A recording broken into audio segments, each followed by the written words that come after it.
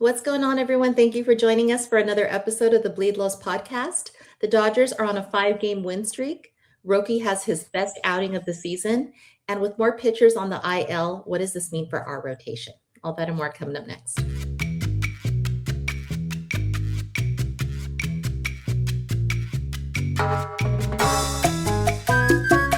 Hello again and welcome back. Anthony and I are your co-hosts, and producer Roger is behind the scenes. Before we get started, we're going to tell you about DodgersBeat.com. Stay up to date and in the know with all of the latest coverage of the LA Dodgers. It is your one stop for articles, interviews, contests, merch, and more. Never miss a beat and check out DodgersBeat.com. Oh my God, bro, we are halfway through May. We haven't talked in 3 series and so much has happened. But first, how are you doing, my friend? I'm doing good. It's been a kind of been an up and down kind of past 2 weeks for the Dodgers. I feel like last week, if had we recorded, I would have been more Debbie Downer compared to where I am now. Yeah, it's been a roller coaster. It has been a while since we've last talked. I completely forgot that their next off day is not until Thursday. So yeah, we've been kind of just grinding through it, watching a lot of bad baseball and recently a lot of good baseball. So it's kind of the ups and downs of the season. Oh, we're going to have a whole roller coaster to talk about. It's crazy. The rundown is insane. But first, and since we've spoke, you have seen Michael. I cannot wait to hear your thoughts. I think it's a good, feedback from you. Did you like it? I loved it. And It's one of those things where I went into it zero expectations at all. I know the story of Michael Jackson. I think we all do. But I don't know how it started. I wasn't around for that time, being a child of 97. So it was kind of interesting to kind of see his family dynamic. I didn't know how like his father treated him, how his mother tried to shield him from that. But I think a lot of the dialogue came back. It was a different time back then, and that kind of stuff was kind of the norm compared to what it is now. And it's kind of unfortunate because it feels like he was a very like calming soul, and unfortunately, his father's like discipline kind of like maybe kind of shield him more and kind of cracked him, and unfortunately, kind of led to his downward spiral later on in his life. But apart from that, the music was awesome. There's been a lot of clips and stuff on TikTok and stuff. I'm gonna give Jafar his flowers here. There were certain points where like I was watching the movie, I'm like, damn, that looks like exactly like Mike. I thought that was Michael Jackson performing. And there's like the ongoing thing, like, yeah, Michael Jackson came back and kind of possessed them in that performance. It was kind of hard to tell that it wasn't him. I'm like, yeah, this is him. So it's a very good movie. I don't know how much longer it'll be out in theaters. I think due to popularity, it might be out a little bit longer. So if you have the chance, go watch it. It's unfortunately it's not the end of it because they kind of teased the part two, and unfortunately, we have to wait until that part two goes into development. So hopefully, they see the rising popularity and they kind of force production into it, and it's out between this time, maybe next year around the summertime. But I doubt it. Might be a 2 year wait, but I'm excited. I'm excited too. And fun fact, you probably saw the scene for our audience who has already seen it. Did you see the victory tour that was at Dodger Stadium in Yeah. 1984? It was December where he made that big grand announcement to his dad, Joe Jackson, that, this is it. We're done here. Moving on. I was at that exact concert. Oh wow. Yeah, I remember it. I don't remember that exact moment, but I do remember we had the tickets. We went with my mom, her best friend, and her daughter was the exact same age. And that was like the biggest deal because my first concert was the Victory Tour. And we were at bad seats, way in the back. But I remember being there. I remember that moment. And so to see it as an adult really just was kind of powerful to really know that there was more of the story behind that. But yeah, it's a great film. You got to see it twice. It is so good. And I know we're gonna have so much to talk about with the Dodgers, but this kind of relates in a way too. Since we last spoke, the Dodgers are, well, the Lakers, our beloved Lakers, who are owned by Dodgers owner Mark Walter. Yeah, they're swept. They're done. I feel it's been forever since we've had a title on that side. But I guess you can kind of bring the Dodgers like history into it because you already hear from, the news after the sweep that there's going to be some sweeping changes to the Lakers organization, kind of modeled after some stuff we've seen with the Dodgers. So reason to hope, Anthony? There is reason to hope. Yeah, it was an unfortunate way to end the season. I think my only gripe I had was if you're going to go out, and I had no doubts that they were going to get swept once they went down 3-0. OKC was just a better team than us, much younger and athletic. The only thing I said, like, if we're going to get swept, let's go out basically kicking, screaming, fighting to the very bitter end, and that's the way they went out, fighting to the very bitter end. I do think it was a good year for them development wise, but I feel like from the stuff that I've been reading, a lot of updates are kind of primary to like the practice facility and stuff like that. Just Right. updating their analytics, just the things that we talked about in the offseason. What did Right. the Dodgers succeed at? They hire smart people and let the smart people do the things they are supposed to be doing. So I'm excited. Yeah, it was an unfortunate way to end the season, but I think in December I kind of had my expectations were met. I'm like, this team is not capable of winning a championship, which is an unfortunate thing because I feel every Los Angeles team should be striving for a championship. And I'm not saying they weren't striving for it, they just didn't have the necessary players and weapons to kind of succeed at that level. And I feel like early on in the Dodgers tenure with the new management, this was kind of like the deal. It was kind of like, okay, we might not have the best pieces available to us right now, but we're going to compete. We're going to give ourselves a chance to compete until we have what's necessary for us to eventually win a world championship. And they've proven it now where they're essentially a machine. They draft and develop well. They make sure those guys are treated very, very equally in the minor leagues. And once they're introduced to the big league level, they seem to fit seamlessly so well. And apart from that, they also signed the best players as well too. So I think we're kind of in that early stage for the Lakers of doing that whole process. It's you kind of have the cheat code because you do have a superstar player and at your left in his early 20s in Luka Doncic, so you're kind of ahead of the eight ball there. Now you just have to do the necessary steps to provide him with the necessary help to take you over the hump and essentially be a Right. winning franchise again. And we need it because I feel like my heart's been broken for several months now. I had to let my Rams championship hopes go, Lakers championship hopes go. But who doesn't disappoint me, at least not every day, are our beloved Dodgers. So we're going to get into all of that. Since we last spoke, the Brave series was the first one that was on deck since our last episode. And one of the exciting things that we were most looking forward to was the return of Blake Snell from the IL. And that was to be short-lived.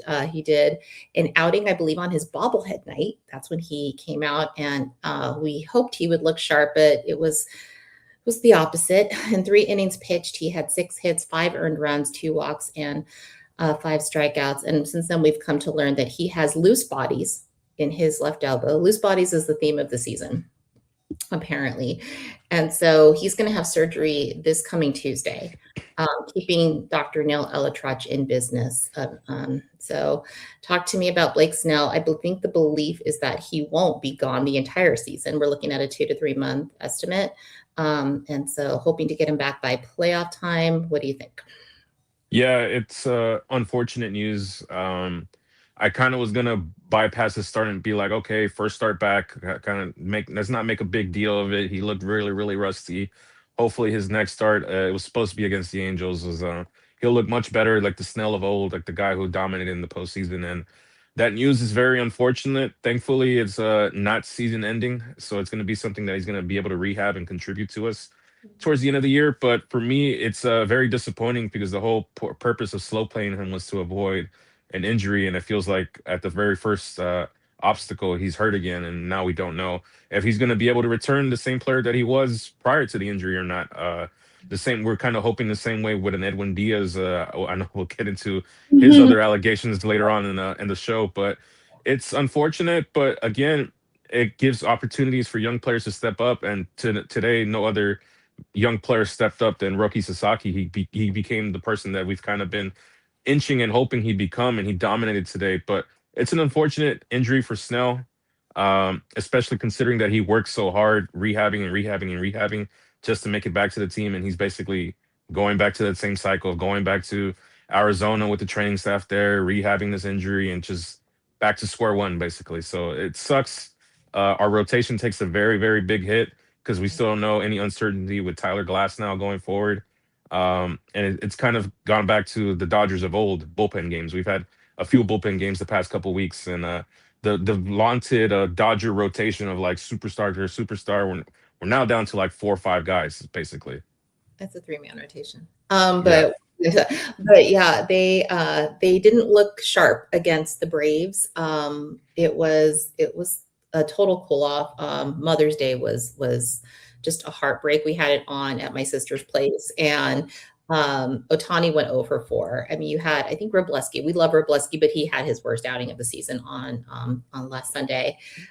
8 and 2/3 innings pitched, 7 hits, 7 earned runs. And so we know he's a great pitcher, but everyone's going to have their bad day. And we just had just the contrast of watching the Braves versus the Dodgers. And you really did see that, they seem to be the legitimate threat right now in the league. So give me your main takeaways from the Braves series overall. I mean, it could have been a total disaster. We salvaged one. I think it was the Friday, the first game. We luckily out with the win. But aside from that, it was a heartbreaker. For me, yeah, we ended up going to the Mother's Day game. It was kind of a last minute thing, a last minute plans. And apart from having fun with my mom and spending the day with it, there was really no highlight of that game. We had one hit throughout the whole day up until Muncie's 2-run jack later on in the game. Bryce Elder kind of just dominated, had his way with the Dodgers lineup. And it felt like it was kind of the Dodgers we've been seeing throughout the whole season up until this point, was swinging early and often throughout the whole pitch count, not forcing the pitcher to work, not drawing any walks, not hitting for power or anything. Just 1-2-3, 1-2-3, 1-2-3. And I looked over at my dad because like we were enjoying the game and we're watching. I'm like, damn, it's already the 5th inning. Like this game has gone by like pretty quick. Like there's nothing really exciting happening. And so it's a situation where I think the Dodgers' biggest threat is going to be teams that are very young, very athletic, and very hungry to win. And that's why I picked the Cubs as the team to kind of watch for me. And you kind of proved it when they came in here to LA. I know we ended up winning that series, but they kind of pushed us at every game there. I think we blew them out in one of them. But the Cubs and the Braves, for me, are going to be our biggest threats because they kind of prove that they're not afraid of us. They kind of use us as a measuring stick. And that's kind of like what's supposed to happen when you're a champion. Opposing teams are going to look at you and going to be like, okay, what do we need to do in order to beat these guys? And I don't know, it's not necessarily beat them over a series. Like if we can figure out a formula that we can beat them one game, maybe that translates to the next one, and maybe that translates forward. So right now it's kind of like in the infancy of the season. You're learning a lot from your opponents and stuff like that. That's why I'm interested to see how we match up against San Diego. Yeah. I feel like our division rivals will always put up a fight. Like the Giants took 2 games from us here, and they're having a very terrible season. So it's interesting to see the Dodgers, the old man Dodgers, as I call them now, compete against these young guys because the young guys are hungry and they're here to kind of prove a point, and they're not afraid. Oh, yeah, we'll get into the Padres a little bit later. I mean, as we're filming this, I'm sure that has the game ended yet against the Mariners? It didn't look good when I was setting up for the show. I can check right now, really quick. Right. As I get us kind of transitioned into the Giant series coming out of the Braves, because as we lost those last 2 against the Braves going into the Giants, it was a 4-game lose streak, and people were just getting kind of animated on social media. We were disappointed in the Dodgers that we know. And so that's where we kind of had somewhat of a slump of the century. I mean, there was the numbers to back it up. Like we were really just not performing. It didn't just look bad. It was really bad. And although the good side, and then we can kind of transition to this a little bit later, but Roki did pitch in that series, started a gradual improvement. So your faith in him is definitely well placed. We are seeing improvements with Roki. Upside also at the top of the Giant series was Mookie's return. But before we get into that, what's the score? Did you catch it? Padres. So the Padres did end up winning 8-3. They beat the Mariners, who were doing a lot worse than I thought they would at the start of the season. So yeah, it's going to be an interesting matchup when we match up against them. The Dodgers will have their top 3 guys going. I think tomorrow's game is Yamamoto versus Michael King. Right. And then we got Ohtani versus the Canning. And then we have the last game is going to be Sheehan versus Vasquez. So it's going to be very interesting. I wonder if tempers will flare. I really doubt it. I think there's a lot more to play for than just like playing dodgeball with each other. I'll just leave it at that. I think it's going to be an early measuring stick for both teams, and I think it's going to be very close throughout. I don't think a team's going to run away with the game here or there. Well, they're only, a half game behind us now. And yeah, about a year ago or somewhere in that range that Schilt was calling Pages who the hell do you think you are? And then we had a whole back and forth on, well, he has shown us since then who the hell he is. And that's a whole other thing. We'll get into him too. But going into the Giants series, as I was mentioning, Mookie came back. So he's off the IL. He's been showing who he is, and he's our our boy, showing us that he can still hit the homers and be the Mookie of old. But the chatter was who was going to be sent down upon Mookie's return. So we were all kind of debating or talking amongst ourselves, and there was the debate on social media: is it going to be Freeland? Is it going to be Kim? Are we going to, what's going to happen with Espinal? Turns out it is Kim that is staying. And Robert said that he simply performed better. That was the quote. And Freeland is down. So do you think that was the correct move? It looks like it's been paying off. Yeah, I do believe it is the correct move. And it's also, we kind of have an idea who the next two guys to go down will be. It'll likely be Kim or Espinal for Kike. And depending on the health of Tommy Edman, I think that kind of bumps them down. But nothing really is guaranteed, again, because just with the uncertainty with guys getting hurt, and like just we can send one guy down, and then a week later we're like, hey, we got to call you back up because you're kind of needed, basically. And for Freeland, I felt he did enough defensively, but offensively is kind of where he kind of became lackluster. And for Espinal, it's kind of been, he hasn't had enough playing time to kind of properly judge him. I know everyone kind of wanted him DFA'd after that terrible at bat he had against Houston, that kind of like ugly strikeout. But I do think his days are kind of numbered as well too. The healthier we kind of get into the season, for me, Kim is going to be hard to send down just because considering everything he provides for us. I do feel like I'm afraid with the way we're running down Miguel Rojas. I feel like it'd be smarter to kind of preserve him and use him for like later in the season. Every time I see him out there sliding and diving and bumping, I'm like, I love it. He's like sacrificing for the team. But I'm also hesitant to think like, man, he's up there in age with like one bad bump, and next thing you know, he's on the DL for like 10, 15 days, and here we go, basically. So for me, I kind of would monitor, or the term is load manage. I would load manage a bunch of these guys, kind of like, okay, like, hey, I know you're healthy, but like, hey, we're gonna give you like a week here to kind of just like get healthy. Like you have a tight back, you have like a back spasm or stuff like that. I think Glassnow's was legitimate. He got legitimately hurt, but like knee soreness or like ankle soreness and stuff like that. Just terms like that to kind of give guys like a 2 week stretch of like, hey, we're gonna shut you down for 2 weeks and get you ready for the next set of games. So for me, I think it's just these guys will eventually go down, but for how long, basically, because just of the old age and fragility of the team. And they're not old by like, general population, like, standards, but in baseball, in the years that, you have to play just to get to this level, and in the years that many of them have been in, they are old. What did we say? Like they're the AARP Dodgers compared to some of the Yeah. other teams. But, like you have a Max Muncy who's 35, and he's like right now amongst all third basemen, he has the top numbers. And so they have the potential, but you're right. They're just one, awkward swing away, or one, bloop hit away from not being around for a little bit. So we really do have to, like you said, load manage. I'm sure they're well aware, but yeah, you can see the age. It's definitely there. One slumper that we had, he's the unicorn, but he was even having a while before we even saw a home run. Shohei, as of Tuesday night, he had his first home run since April 26th. And Roberts was even saying that he, during the Giant series, had to give him, a mental break, saying that he was trying to probably swing himself out of his own slump. We obviously know that he's the top of the pitching numbers right now on that end, but you see that, there's going to be moments when the team itself or Ohtani, they don't hit the way that we're used to. And that's what was really causing those two losses at the top of the Giant series. But then Roberts did also go on to mention that they have too much talent for that to be something that continues. And sure enough, coming into Wednesday's game, Ohtani pitching, that was the stopper. And I don't know if it was because it was Decoy's birthday week or he just turned on mode, who knows. But it all kind of went to Shohei giving us 7 scoreless, only had 4 hits, 8 strikeouts, 2 walks. Right now he has a .82 ERA, top of the league.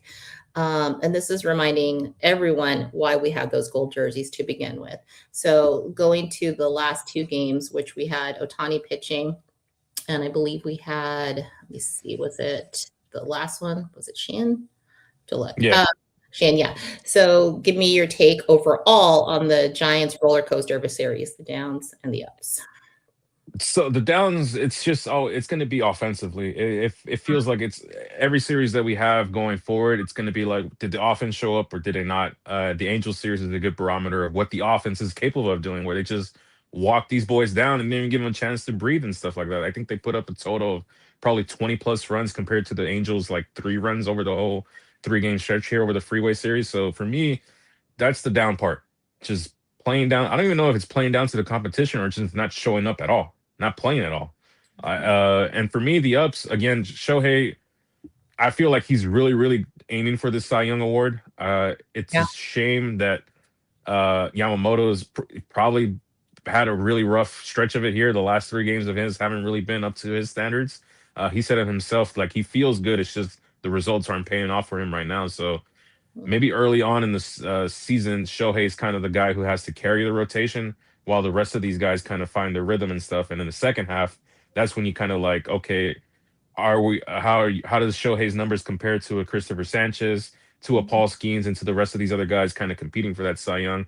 And we kind of regroup, and the front office regroups and is like, do we really think you have a legitimate chance at winning the Cy Young if we let you continue at this pace in the second half of the season? Or have your numbers kind of fallen off a little bit and you're losing pace with like a Skeens and a Sanchez and like they've become the runaway favorites and stuff like that? And that point, we're like, okay, like it's time to dial back and kind of like save those bullets for October and late September and stuff like that. So honestly, it has to play out. The season has to play out in order to kind of like make that decision. Mhm. I right now I would kind of lean towards like I would again I've said it. I selfishly want these guys to kind of pursue these individual accolades, but I'm a fan of the team, so overall I would prefer the World Series championship and a potential Shohei World Series MVP trophy as well too over a Cy Young. And I know the Cy Young is basically the only Infinity Stone that he's missing for his gauntlet to complete his cabinet. But for me, I think I would wait halfway through the season and see, okay, at the All-Star break afterwards, when everyone's kind of regrouped and ready for that stretch run, do you really legitimately have a chance to win this Cy Young? Yes or no? Mhm. Yeah, I'm feeling kind of good about it. I mean, obviously it's still early in the season, but you can really tell it. Like I feel it. He's got his eye on that prize, and it's within reach if this continues. But when he was obviously like we've already talked about this, but he's not going to be in the lineup when he is having his pitching outings. At least for the foreseeable future, it looks like that's what's going to happen. And so Will Smith hit lead off and hit a homer in that game where he was lead up for the first time in his career. This man is also second place in ABS challenges in terms of all the catchers in MLB. Just gold standard of catcher, and contrast that with Cal Raleigh, who's not having the greatest season that he had last year. So talk to me about Smith and just overall, do you like him in that spot on the days that Shohei pitches? Yeah, and it's kind of been interesting to see like the dynamic that both of our catchers have like kind of grown into. Smith is that leader, that guy that kind of like leads the rotation and stuff like that. And Rushing is kind of like the bipolar opposite, kind of like the more loud guy with his at bats and like. But you see like his pitchers kind of have his back as well too. He had that walk, and you can see they zoomed into Yamamoto in the dugout, kind of clapping and laughing at him. So, and it's interesting to see like today's Sasaki has kind of been caught by Rushing. It's kind of been primarily just Dalton Rushing. So I don't know if we're back to the whole personal catcher thing, or it's kind of just something they like. Again, Smith for me is kind of like a bona fide all-star. He'll do all the right things and stuff like that.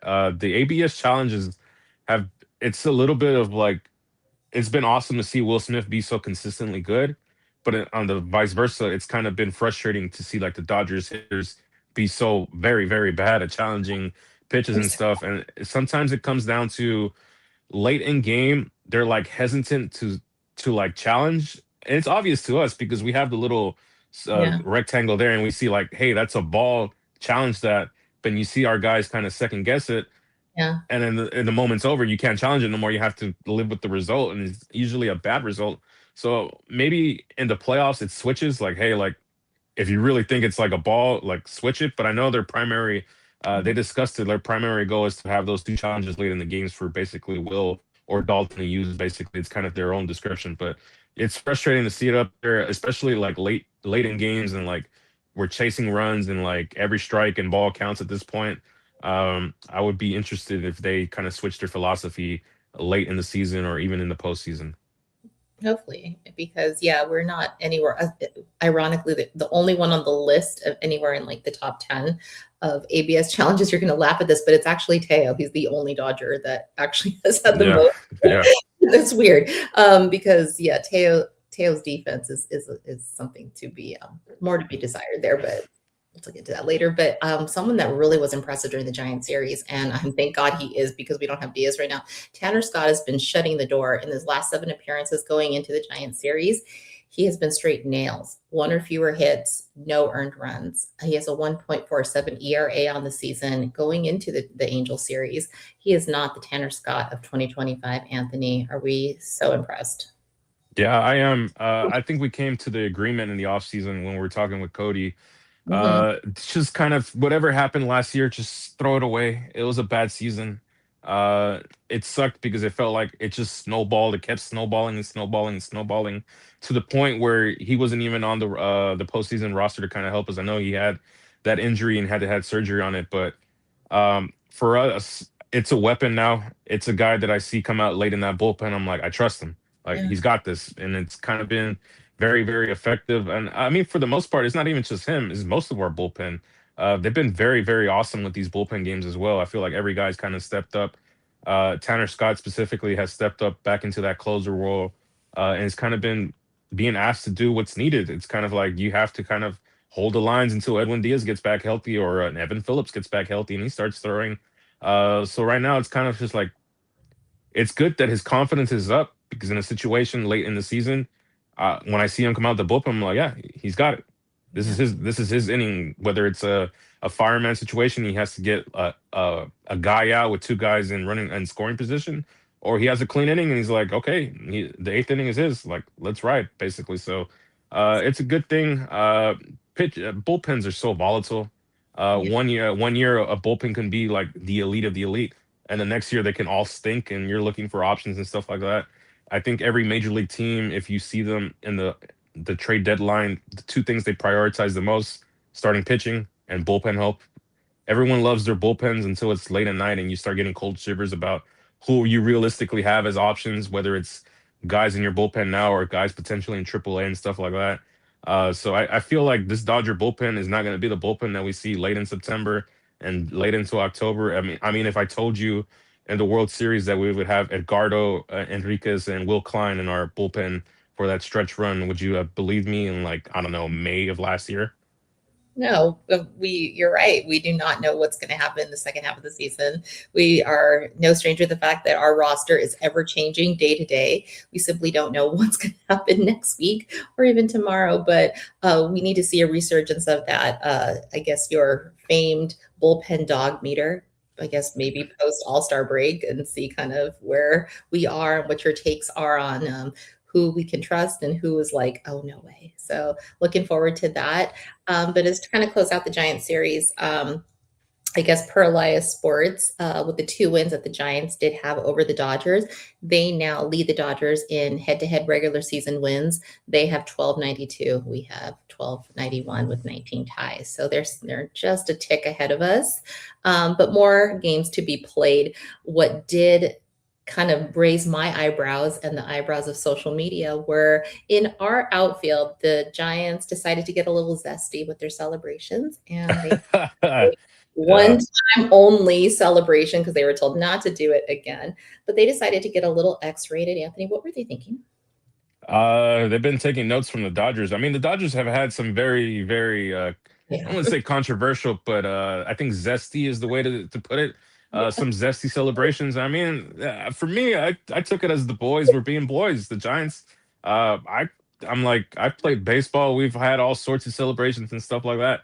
Not to that extent, but we've had some very funny ones, and I think it was just boys being boys. It's very unfortunate that they basically got told to shut it down. I think the next day they had like a polite bow towards the rest of the team that was like kind of gathered on the infield, kind of celebrating high fives and stuff like that. So for me, I have no issue with it. I'm not gonna be that old guy that yells at cloud like they shouldn't be celebrating in my game. They shouldn't be decimating and decorating my game like this.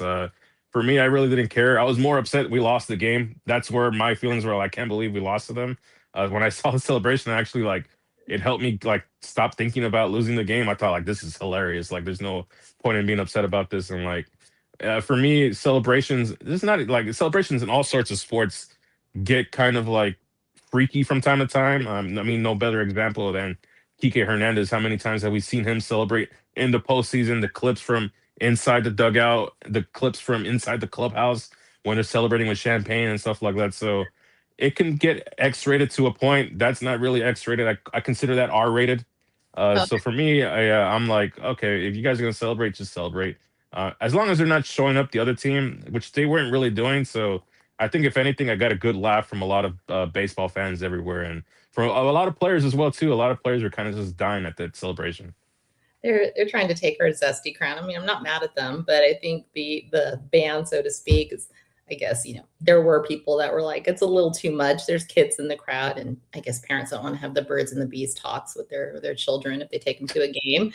It was kind of funny, but as we transition into other, I guess, cock news, Edwin Diaz, he has some off the field activities of going to or in guess engaging in illegal cockfighting in Puerto Rico. We learned on Friday that per USA Today that he's that I guess he doesn't quite realize that there is a federal ban, or maybe he kind of indicated through his quotes that he believes that it's legal in Puerto Rico, that he is involved in, has been involved in cockfighting. And he says, thank God that it's legal here in Puerto Rico. I feel safe here. Cockfighting arena is like my home.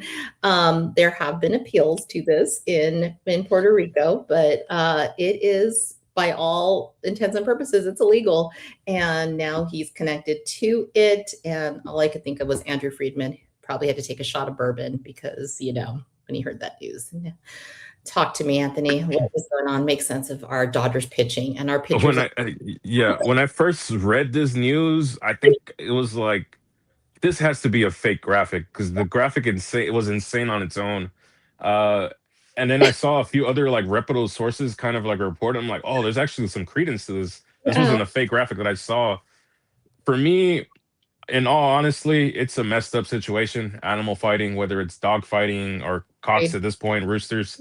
Um, it apparently, from what I've read, at least up to this point, and like I don't have all the details. He hasn't technically been charged with a crime either, so uh, it's all speculation and allegations at this point until he's officially charged, if even is going to be charged or not.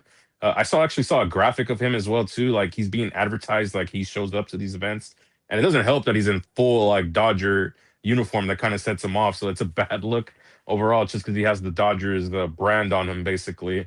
Um, for me, it says it was legal up until 2019, and then that's kind of when they kind of said like, okay, no, we can't do this no more. So if he is participating in an illegal activity, it's a very very bad look. But Yeah. you kind of have to let the court of law handle that. And up until now, he's technically innocent until proven guilty. It's not a very good look. There's a bunch of PETA's basically on the Dodgers, kind of Yeah. like telling like, hey, you're gonna have to suspend him or not, but MLB hasn't really done anything about it either. Again, this is all early in its infancy.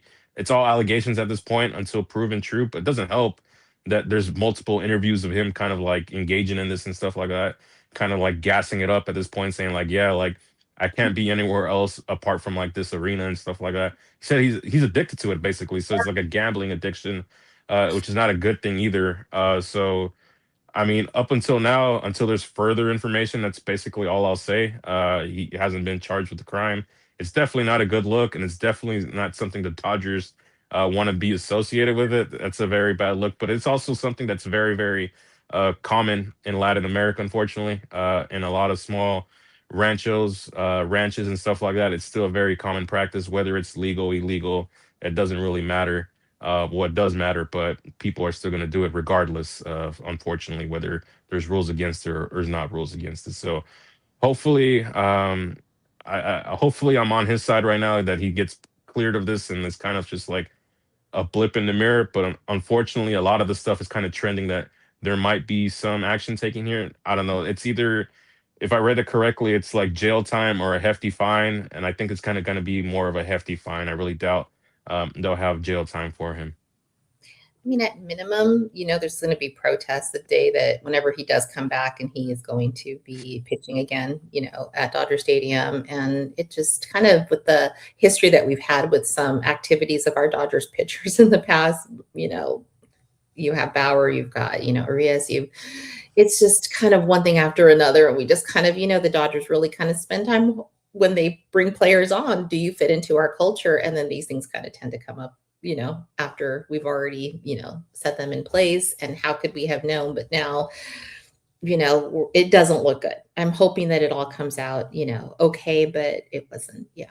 I mean, people are very, sensitive about animals and how animals are treated. And so that's kind of where the ban would have come from to begin with, hoping for the best. His bobblehead did get released, and then there was some colorful things that people attach to that bobblehead. We've got a long season. Let's hope he recovers and things come out okay. But yeah, that was definitely some interesting news of the week. Okay, let's getting into the Angels series. This is good. And I think I reverse jinxed us in our group chat because I said, okay, we're going to get swept. And then we actually swept them. So maybe I'll keep saying that because it proved to be good luck for the Dodgers. But we are on a 5-game win streak as of now. So things did turn around. The Angels prior to the series had our number really because they had beat us, I think, like 7 times in a row, even coming into the series. So I wasn't hopeful that we were going to win any of these games, but we started off with a bullpen game because, obviously Snell got scratched. Will Klein pitched for 2 innings in the first round, and we had 8 bullpen dogs who collectively shut out the Angels, followed by the Robleski and the Roki outings. Give me your takeaways from this awesome Angels series. It was awesome because this is what the potential of the Dodgers offensively can do is kind of put the pressure on a lot of starting pitchers and kind of force them into making mental errors and eventually collapse into the will and power of the Dodgers lineup. It felt like it was kind of like refreshing to see them kind of pass the baton. That's the thing they've been complaining about a lot throughout the early parts of the season is like, hey, like sometimes we don't pass the baton. Sometimes guys are kind of going up there with like selfish approaches, is not willing to do the little things, take the walk here and there, maybe move the runner over to put them into scoring position and stuff like that. And this game, or not this game, this whole entirety of the series, it felt like everything is clicking. I'm gonna give a shout out to this guy because we kind of been on him. Kyle Tucker has quietly figured some stuff out on the plate. And it's kind of started in that not San Diego, that San Francisco series, and it carried on into this Anaheim series. So I'm interested to see what he can do against San Diego because I feel like the pressure was ultimately on him, and it's not because he's a big star player. It's because of the price tag that was attached to him when he signed that contract. So the pressure is already ratcheted up. You could tell it took a while for him to kind of find his comfort and footing here, but I hope this is the start of like, okay, this is the Kyle Tucker that we're going to have throughout the whole entirety of the season into the playoffs and potentially into the World Series. So I want to give him his flowers, and Andy Paz as well too, both offensively and defensively had very big impacts on the series. As well as I know we kind of had a little playful jab at him. Teoscar Hernandez has also kind of figured some stuff out at the plate as well. So it's helpful that we're all kind of clicking at the right time and like it's all heading towards this series in San Diego. But I'm afraid that it's not something that might be sustainable because I feel like every time I think, oh hey, they figured it out. Here the Dodgers go, and then like they'll drop us like 2, 3 stinkers in a row, and they're like, well, everyone's scuffling again. Like we have to figure out whether we have to move this guy down the lineup or not. The rotation's kind of like been up and down. So hopefully it's kind of like okay, they're out of their funk. They figured it out and they know what to do, and they can build into this because there's teams around them like the Phillies started off pretty bad this season and they've been surging. They've won 14 of the last 18, and I want the Dodgers to have a stretch of the season where they have you look up and they've played, I don't know, 20 games and they've won 15 of them, and you're like, yeah, they're on a roll, they're clicking basically. And I don't want it to be against like inferior competition. I would prefer it if it was against guys or teams that we were like, okay, that was a really good team and that was very impressive. You went into the road into Atlanta and you took 2 of 3 from them against their best guys. So stuff like that, kind of like little bitty things here in the season. So hopefully this is the start of good things. Yeah, that going to that Phillies like point that you just made, a lot of that is yeah, they are clicking, and Kyle Schwarber has some kind of record that he just made with hitting like I think he has 20 home runs or kind of somewhere in the range, the fastest player in MLB to get to that in a season. So, he's finding his stride. And so definitely going to keep an eye on those Phillies. But just kind of going to pause for a second because right now he's leading all of MLB. Going after this Angel series with 41 RBIs, amongst other numbers. I mean, his savant page is just insane right now, but he'll be with us for a bit. We've got him under team control up till like 2030, 2031. But I'm wondering, kind of just seeing how he's just playing out of his damn mind right now in all ways, offensively, defensively, he's incredible in center field. Will the demand for him, if he even gets to free agency, will that just be insanity, or do you think the Dodgers will look to extend him before time? No, they're gonna extend him. There was that rumor going on in the late towards the end of the offseason, maybe at the start of spring training, where like they didn't come to terms with him, or like they were in early talks about an extension, but the Dodgers kind of wanted to hold out and wait out to see kind of what he did, and that was a smart move at the time because let's say it just reverses and he's been had an awful start to his season. You're like, oh, maybe they did make a smart move. They kind of didn't want to judge it too early. Kind of be Right. like, you would give you all this money and like you underperform it. Kind of more like, I want to see you do it one more time before I actually commit all this money to you. And he's kind of like proving it, like, hey, like this might be the guy going forward. Again, I feel like he's going to be the big piece for us going forward in that young outfield prospects. Uh, he's not really a prospect because he's already played 3 years in the major league level, but he's going to be that leader that the young guys like the Sorotas, the Paulas, the Hopes, or the Tibbs, whoever ends up being a Dodger is going to look up to them and be like, hey, you can follow the Andy Pages trajectory route. Basically, you can be a young player who's brought up to a championship contender team. You're not really going to play a lot, but you're around championship winning players. They're going to show you how the ropes are. They're going to show you what the culture is. And no better example than having him there in center field, kind of anchoring your outfield for the future years to come. So it's been exciting to see him like progress from the player he was 2 years ago, where they kind of everyone wanted him back in AAA and off the team because he had a very rough start to the season. And to see where he is now, where he is, I do think he will be an all-star here in the fall, in July, almost at the fall classic, the midsummer classic. So it's kind of nice to see it. He's also a very quiet guy in his interviews as well too. Doesn't really say a lot. Kind of sits through a translator, so he's kind of more reserved. So it's an interesting dynamic to see. And again, we played the Angels. He should have been playing for the Angels in the year 2020 if Artie Moreno doesn't nix that trade that he was the prospect that's being thrown into that Luis Renfijo trade and Jock Peterson and Chicken Strip trade. So for me, I'm happy he's on the team. I do think he's going to be a big piece for us going forward, and I'm excited to see how he progresses going. So I'm so happy to see the progression of Andy Paz. Seems like since he had that catch over Kike in the World Series where he practically knocked him out and you know killed him, he has just been on a tear. We haven't seen Kike since, but we'll definitely see Kike soon. I think his date coming back is going to be somewhere in the range of late May. May 24th, if I'm not mistaken, is what they were saying. So we'll be hearing some news on Kike soon, and seeing how all that plays out. But people that we're not going to be seeing for just a little bit, Tyler Glasnow, Brewstar Gratterall, and even Jack Dreyer. They are on the IL. We knew about Glasnow looking like, based on what Roberts is saying about him, that they're going to take their time with him, as expected. Brewstar Gratterall's a sad one. We haven't seen him, I think, pitch since I think it was the 2024 Game 5 of the World Series. So it has been a while, and we were hoping to kind of see him on his rehab assignment. That got axed. His back, I guess he had a back flare-up. Per Fabian Ardaya, he needs further imaging, and we'll see how that goes. But he's going to be on the 60-day IL. And then you have Jack Dreyer, who's been doing pretty good this season, but now he's on the IL with some shoulder discomfort, which brings me to the question of what that means for our rotation. Now, the bright spot, we have someone that is looking pretty dang good in River Ryan, who did a start on Friday over in OKC, hitting multiple times, 5 separate times, hitting over 100, averaging 98.6. We have obviously some options. We obviously have acquisitions and things that we are making to see if we can piece together this rotation. But what do you see going forward for what we're trying to keep a 6-man rotation going?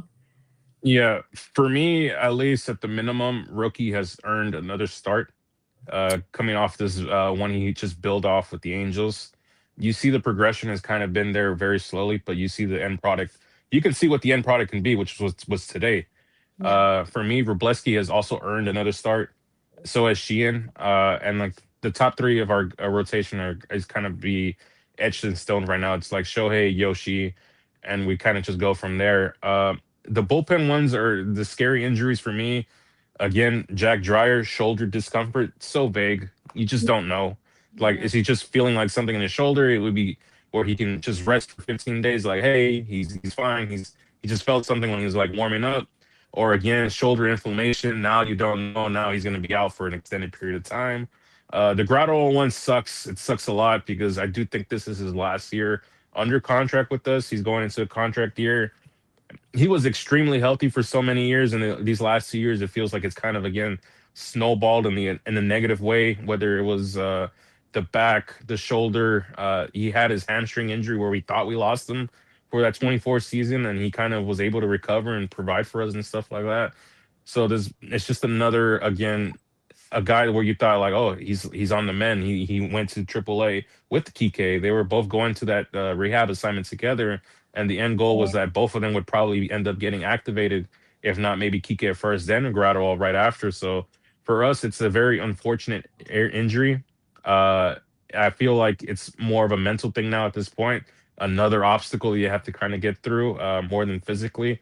So for me, I worry more about our bullpen than I do the starting rotation, just because I feel like the starting rotation, we do have options. It's just we have to keep those guys as healthy as long as possible. The bullpen, the thing I fear the most is when typically ends up happening with a Dodger bullpen, you overwork them. And when you overwork them, by the time you get into late September and into October, you look into that bullpen and you're like, well, these guys are on empty because they've been overworked throughout the whole season. And that's when you rely back again. What the Dodgers ended up doing against that series against Toronto, they had to use starters as bullpen arms because they looked into that bullpen and were like, well, that guy's been overworked. That guy's overworked. That guy's on his elbows hanging on by basically a string at this point. So for me, that's my biggest fear is bullpen because the fear of overworking guys and just like doing them to do way too much early on in the season compared to now. That's why the high emphasis for me was we have to get our starters at least to the sixth, and then Mhm. after that, I'm like comfortable with sending our bullpen guys into the game. That's true. That was one of the struggles of last season. You have the starters weren't going deep into games, and so the goal is to really just keep that those bullpen innings down because we are going to need them, or you're just going to have Yamamoto pitch 7 games in the World Series and go complete games, and that's not going to happen. Even though he's amazing, we need to have the balance this year, and so like every year, we think we have a lot of pitchers right at the beginning. What are we going to do? We have a surplus and overflow, and that just never happens because of injury. But one person we did acquire was one of the people that pitched against us in the World Series. I guess left-handed pitcher Eric Lauer is now ours from the Toronto Blue Jays. He was DFA'd last week.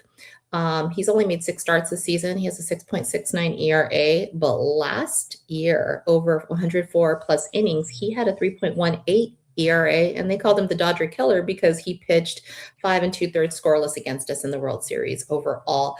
Um, I don't think he's going to start initially, according to Roberts, like right away with the starting rotation. He's going to obviously be worked up into the bullpen a little bit, do a little stint, and then come out. At least that's what they're saying. Your thoughts on Lauer joining us?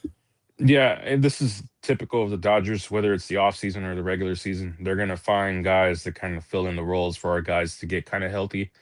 No better example than Alexis Diaz last year. We picked him up kind of midway through the year and like, hey, we don't know if we're going to have you towards the end of the year, but we're going to give you this stretch of the season, like a month or so, to kind of like prove it and stuff like that. The bullpen will always be a revolving door of arms. It's not even just us. I think it's just all of Major League Baseball. Just with the uncertainty with injuries and guys just not performing. You again, I emphasized earlier on in the episode that bullpens will keep general managers up. They'll keep managers up. They'll keep everyone up basically because they're so volatile. You can never know from day to day if one guy's going to be good. Like let's say he's good today, but then the next day he gets shelled for like 12 or not 12 runs, like 3, 4 runs, and he give up a bunch of hard contact and stuff like that. So it's a day to day thing. He's going to be a guy that kind of performs for both of them. I hope he's I wouldn't say a stretch reliever, but essentially he will be playing that stretch reliever role in case like one of our starters does get blown up or leaves via injury, like a Blake Snell did early on in that game. I think he left. No, it wasn't Blake Snell. It was I'm confusing them. Glass now left in that second inning of that game, and now you realize like, well, our starter is out the second inning. Like is the bullpen game now by hook or by crook. So I do think he's going to slot into that stretch role. They're saying they might give him some starts here and there, and it kind of makes sense too, as well. We talked about it earlier with the whole Shohei thing. Like, I don't really want him firing all his bullets now. Kind of want to save some bullets for later on in the season. Kind of give him a spot start, like, hey, like we're gonna skip you this time around the rotation. We'll get back to you on the front side. So, yeah, it's a smart thing to do. Kind of just pace ourselves throughout the whole season. You don't want to waste all your energy here in May. True. And they're thinking way ahead. You know that they're trying to already kind of put that puzzle together. And they'll do what they have to do because that's kind of what Robert said is like they'll figure it out to make sure they keep as close to the schedule that our top guys are used to as possible. That being, of course, Shohei and Yoshi. And so it continues. We're on currently a 3-city 9-game road trip, which is continuing into San Diego. Yes, starting, next tomorrow. You've got the Padres and the Dodgers, who are just, obviously division. At this point, it's the rivalry, resurgence of. Sometimes I know that it's really the Giants, but it still really feels like everyone's like, how are the Dodgers going to perform against the Padres and vice versa? They're going to be ruckus over there in San Diego. Yoshi's getting the ball tomorrow, as we said. And it's going to, like you say, it's going to be after Yoshi, Emmett Sheehan, and then Shohei Ohtani on Wednesday so they can give him the off day the following day, which is, the perfect timing for his rest. Give me your predictions for what will happen in the Padres series. The benches will clear. I don't think they will, but I think they'll come close. I think there'll be words exchanged and stuff like that. I do think we have a very, very good opportunity of winning 2 of these games. I think we're going to win both the Yoshi and Shohei games, even though, again, the Dodgers don't provide any run support for their aces. So I wouldn't be shocked if we lost, if like we lost by the minimum 1-0 or stuff like that. It's actually a very interesting set of 6 games we got going on. We got the Padres, and then we fly to Milwaukee and we play the Brewers, who we played in the NLCS. So it's a very interesting little like early tests of the season to see where these guys really are at. It's again, I prioritize our division because before you can even think about hosting playoff games, you have to win your division to even get a good record and stuff like that. But I do think these games will be very close. My biggest hope is that the Dodgers keep Tatis quiet. He's been having a very, very bad, awful season. And the last thing I need is for the Dodgers to kind of wake him up, basically. That's the last thing I need. If anyone else is going to beat you, don't let it be him, basically. If the Padres pitching goes out there and dominates you, so be it. Do not let Fernando Tatis wake up. Yeah. He has 0 home runs. 0 home runs, and it's going to be May 18 when this episode drops. So that's my biggest concern. Do not let him wake up. Do not. That's like the very, very, very, very, very bare minimum you have to do. Anthony, you and I have the same amount of home runs against anyway. Yeah. So we're all even. Do you think that Shohei will tip his cap to or his hat or helmet to the Padres manager, or was that more of a Schultz thing due to the ruckusness of last year? I think that was more of a Schilt thing. I'd still be interested to see it. He wouldn't have no reason to do it, not to do it to the Padres manager, apart from like being the Padres. But I still think Shohei would kind of take the high road on that and kind of just be like, okay, it's a new guy in charge. I really don't know like the way he's teaching these guys or coaching these guys to a certain extent. So I think he's kind of just put whatever happened last season in the past. He's pure class. He will. So some fun news as we kind of switch to the odds and ends. We love the habit, right? And it's been so popular over at Dodger Stadium. I guess if we turn a double play, this was announced this week, at Dodger Stadium, the following day you get a double cheeseburger from the habit, as long as you have the app, you have an account, you spend at least $8, and you throw a double cheeseburger in there. You'll get the free food as long as you type in Dodgers 26. Is this something your friends are going to love? Because we know your buddies love the free food.